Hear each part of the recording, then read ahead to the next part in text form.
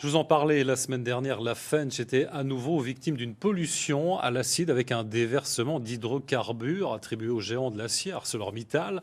Plus généralement, cette vallée subit depuis des années des épisodes de pollution à répétition. Si auparavant cette situation était vécue comme une fatalité par les riverains, aujourd'hui, vous allez le voir, leur perception a changé. Mickaël Martin et Philippe Drouot.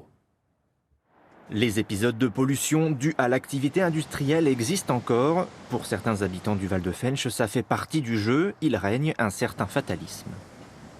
Pour moi, ça ne change rien. Du moment que ça donne du travail aux autres, bon, c'est l'essentiel, parce qu'il faut quand même travailler.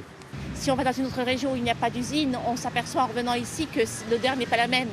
Mais on vit avec.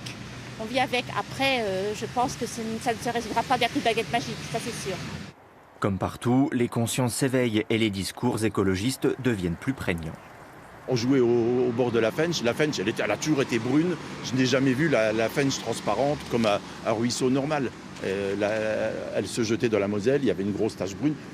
Pour nous, ça a toujours été comme ça. C'était notre époque. À l'époque, on voyait les ciels qui étaient rouges. On voyait la fumée qui retombait, tout ça. Mais c'était dû à l'époque. Il n'y a pas cette prise de conscience qu'il y a aujourd'hui. Cette prise de conscience arrive jusqu'aux élus locaux.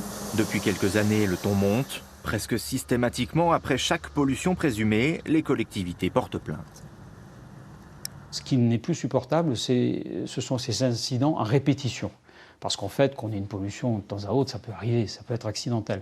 Là, on a le sentiment qu'on ne maîtrise pas la situation ou qu'on ne veut pas la maîtriser. Les 70 000 habitants du Val de Fensch sont encore très attachés à leur paysage industriel. Un attachement retrouvé chez 70% des plus de 50 ans aujourd'hui. Un score qui descend à 50% chez les plus jeunes. La bascule apparaît chez les générations nées après les années 70 qui n'ont pas connu l'apogée de la sidérurgie et le paternalisme. Il y a une certaine nostalgie de la part des populations qui ont connu ça que ne peuvent pas avoir les jeunes générations, ne peuvent pas comprendre les jeunes générations.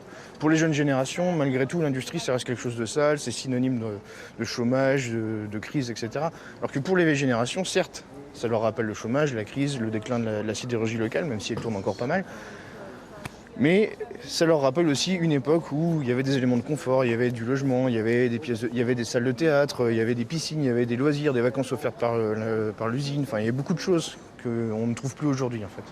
Beaucoup d'habitants du Val de Fensch ne travaillent plus sur place. Un quart des actifs ont un emploi à l'étranger. Toutes ces personnes qui ne font que résider dans cette région considèrent davantage l'outil industriel comme une nuisance.